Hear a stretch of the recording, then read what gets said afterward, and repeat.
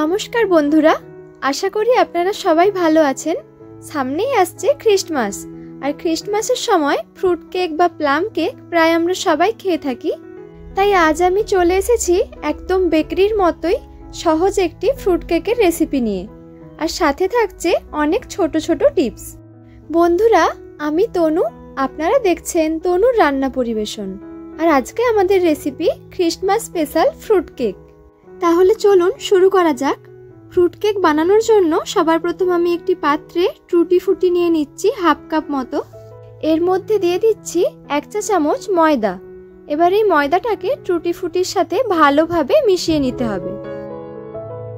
এবার এটাকে আমরা এখন সাইডে সরিয়ে রাখবো। এটা পরে আমরা কেকের ব্যাটারের সাথে মিক্সড করব। এবার চলুন আমরা কেক টিনটা রেডি করে নিই। তার জন্য আমি একটা পাত্র নিয়ে নিয়েছি, যার মধ্যে কেকের ব্যাটারটা দিয়ে কেকটা বেক করে নেব। এবার এই পাত্রটার মধ্যে সাদা তেল লাগিয়ে নিচ্ছি ভালো করে। পাত্রটার চারপাশে ভালো করে অয়েল গ্রিস করে নিতে হবে। দেখুন, পুরো পাত্রটার চারপাশে ভালোভাবে তেল লাগিয়ে নিয়েছি আমি। এবার এই পাত্রটাকে কাত করে ধরে সাইডে ময়দা দিয়ে দিচ্ছি কিছুটা। এবার এই ময়দাটা আমি যেভাবে দেখাচ্ছি ঠিক সেইভাবে পাত্রের চারপাশে লাগিয়ে নিতে হবে। এই ময়দার লেয়ারটা লাগিয়ে নেওয়ার ফলে কেকটা কেক টিনের গায়ে লেগে যাবে না। এবার এই এক্সট্রা ময়দাটা বের করে নিচ্ছি। দেখুন, চারপাশে ভালোভাবে ময়দাটা স্প্রেড হয়ে গেছে। এবার এই পাত্রটার নিচে আমি একটা কাগজ বসিয়ে নেব। তার জন্য আমি আগে থেকে এই পাত্রটার মাপে একটা কাগজ কেটে রেখেছিলাম। সেই কাগজটা বসিয়ে দিয়ে ভালোভাবে একটু চিপে দিচ্ছি। দেখুন, আমাদের কেক বেক করার জন্য কেক টিনটা একদম রেডি হয়ে গেছে। এবার এটাকে আমরা সাইডে সরিয়ে রেখে দিচ্ছি। আর কেকের ব্যাটার তৈরির জন্য যে শুকনো উপকরণগুলো লাগবে সেগুলোকে চেলে নিতে হবে। তার জন্য প্রথমেই আমি নিয়ে নিচ্ছি 1.5 কাপ পরিমাণ ময়দা। তার সাথে দিয়ে দিচ্ছি 1.5 চা চামচ বেকিং পাউডার, 1/4 চা চামচ বেকিং সোডা আর 1 চিমটি লবণ। এবার এই সব কিছুকে খুব ভালো করে চেলে নিতে হবে। 2 থেকে 3 বার ধরে এগুলোকে চেলে নেবেন, যাতে এর মধ্যে কোনো দানা দানা ভাব না থাকে। যেহেতু কেকটা আমরা গ্যাসের চুলায় বেক করে নেব, তাই জন্য একটি পাত্রকে আগে থেকে প্রিহিট করে নিতে হবে।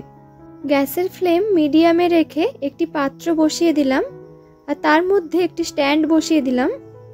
এবার এই পাত্রটিকে ঢাকা দিয়ে 10 মিনিট মতো মিডিয়াম ফ্লেমে প্রিহিট করে নেব। যতক্ষণ এই পাত্রটা প্রিহিট হচ্ছে ততক্ষণে চলুন আমরা কেকের ব্যাটারটা তৈরি করে নিই। তার জন্য আমি এখানে 3টি ডিম নিয়েছি। ডিমের কুসুমগুলোকে আলাদা করে একটি পাত্রে সরিয়ে রাখবো। এখানে আপনাদের জন্য একটা ছোট্ট টিপস, ডিমটা অবশ্যই রুম টেম্পারেচারের হতে হবে। আপনারা যদি ফ্রিজে ডিম রেখে থাকেন তাহলে এটা তৈরি করার 1 ঘন্টা আগে ডিমটা বাইরে বের করে রাখবেন। দেখুন, সব ডিমের কুসুমগুলো আলাদা করা হয়ে গেছে। এবার আমি একটি ইলেকট্রিক বিটার দিয়ে বিটারের স্পিড 1-এ রেখে ডিমের সাদা অংশটাকে বিট করে নিচ্ছি। আপনারা চাইলে এটা হ্যান্ড হুইস্ক দিয়েও করে নিতে পারেন, কিন্তু সেটি খুব সময় সাপেক্ষ। আস্তে আস্তে বিটারের স্পিড বাড়াতে থাকবেন। এটা ততক্ষণ পর্যন্ত বিট করতে হবে ততক্ষণ না এর মধ্যে ফোম তৈরি হচ্ছে। দেখুন, আমার ডিমের মধ্যে ফোম তৈরি হয়ে গেছে। এবার আমি এর মধ্যে ডিমের কুসুমগুলোকে দিয়ে দিচ্ছি।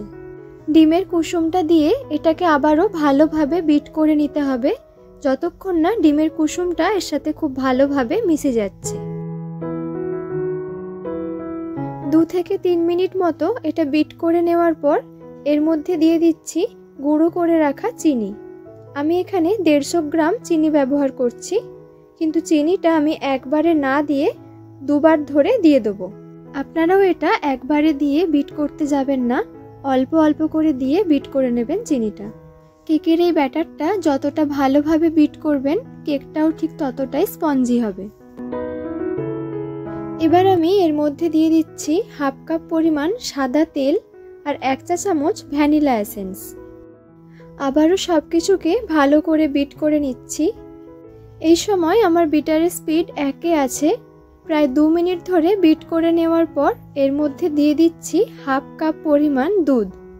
দুধটা কিন্তু রুম টেম্পারেচারের হতে হবে।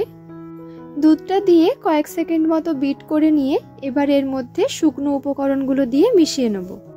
শুকনো উপকরণগুলো একেবারে না দিয়ে 2 বার ধরে দিয়ে মিশিয়ে নেওয়ার চেষ্টা করবেন। আমি এই শুকনো উপকরণগুলোকে একটা হ্যান্ড হুইস্কের সাহায্যে কাট অ্যান্ড ফোল্ড মেথডে মিশিয়ে নিচ্ছি। খুব আলতো হাতে এই কাট অ্যান্ড ফোল্ড মেথডেই আপনারা মিশিয়ে নেবেন। আপনারা চাইলে হ্যান্ড হুইস্কের পরিবর্তে স্প্যাচুলা দিয়েও করতে পারেন, কিন্তু হ্যান্ড হুইস্ক দিয়ে মেশালে এটা খুব ভালোভাবে মেশানো যায়। শুকনো উপকরণগুলো অল্প অল্প করে দিয়ে মিশিয়ে নেবেন, যাতে এর মধ্যে কোনো লাম্পস না থেকে যায়। খুব ভালোভাবে এটাকে মিক্সড করে নিতে হবে। দেখুন আমাদের কেকের ব্যাটার একদম রেডি হয়ে গেছে। আপনারা দেখতেই পাচ্ছেন এর কনসিস্টেন্সিটা কীরকম হয়েছে। আপনাদের যদি কেকের ব্যাটারটা গাঢ় হয়ে যায়, সেটাকে পাতলা করার জন্য প্রয়োজন মতো দুধ ব্যবহার করতে পারেন। এবারে আমি এই ব্যাটারটাকে কেক টিনের মধ্যে ঢেলে নিচ্ছি। দেখুন আমাদের কেকের ব্যাটারের কনসিস্টেন্সিটা একদম পারফেক্ট হয়েছে। ব্যাটারের সাথে টুটি ফুটিগুলো মিক্সড করতে আমি ভুলে গেছিলাম, তাই আমি এই পাত্রের মধ্যে দিয়েই এখানেই টুটি ফুটিগুলোকে মিক্সড করে নিচ্ছি।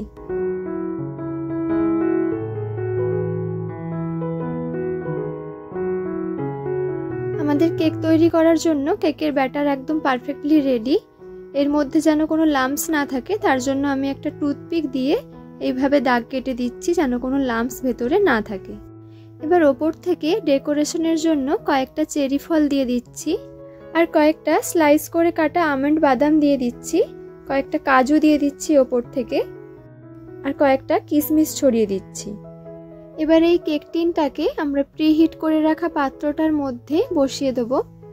তারপর এটাকে ভালোভাবে ঢেকে দেব। ওপর থেকে একটা নড়া বসিয়ে দিচ্ছি যাতে এর এয়ারটা ভেতর থেকে বেরিয়ে না যায়। এবার এই কেকটাকে আমরা মিডিয়াম টু লো ফ্লেমে 25 থেকে 30 মিনিট মতো বেক করে নেব। 30 মিনিট পর আমি আপনাদের ঢাকাটা খুলে দেখাচ্ছি। একটা টুথপিক দিয়ে চেক করে নিচ্ছি আমাদের কেকটা পুরোপুরি বেক হয়েছে কিনা। দেখুন টুথপিকের গায়ে কোনো কিছু লেগে আসছে না, মানে আমাদের কেকটা পুরোপুরি ভালোভাবে বেক করা হয়ে গেছে। এবারে চলুন কেকটাকে ঠান্ডা করে নেওয়া যাক। তার জন্য আমি একটা ঠান্ডা জলের পাত্র নিয়ে নিয়েছি, আর তার উপর কেক টিনটাকে বসিয়ে দিলাম। আমার কেকটা এখনো পুরোপুরি ঠান্ডা হয়নি, আমার হাতে বেশি সময় ছিল না বলে আমি কেকটাকে এখনই ডিমল্ট করে নিচ্ছি। কেকটা ঠান্ডা করার সময় চেষ্টা করবেন ওপর থেকে একটা ভিজে কাপড় দিয়ে ঢেকে রাখতে, এর ফলে কেকটা ওপর থেকে সফট থাকবে। দেখুন আমাদের কেকটা কতটা পারফেক্ট তৈরি হয়েছে আর কতটা ফুলেও উঠেছে দেখুন। চলুন আমি আপনাদের কেকটা কেটে দেখাচ্ছি। কেকটা কতটা সফট হয়েছে আশা করি আপনারা দেখেই বুঝতে পারছেন। দেখুন আপনারা বেকারি থেকে ঠিক যেরকম ফ্রুট কেক কিনে খান, ঠিক সেই রকমই soft and spongy fruit cake আমাদের তৈরি হয়ে গেছে। আশা করি আপনাদের এই ভিডিওটি ভালো লেগেছে।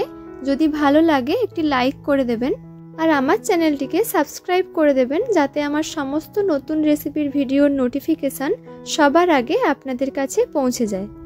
বন্ধুরা, আমি তনু, আপনারা দেখছিলেন তনুর রান্না পরিবেশন। দেখা হচ্ছে আপনাদের সাথে আবারও একটি নতুন রেসিপির ভিডিও নিয়ে নেক্সট এপিসোডে। ভালো থাকবেন, সুস্থ থাকবেন।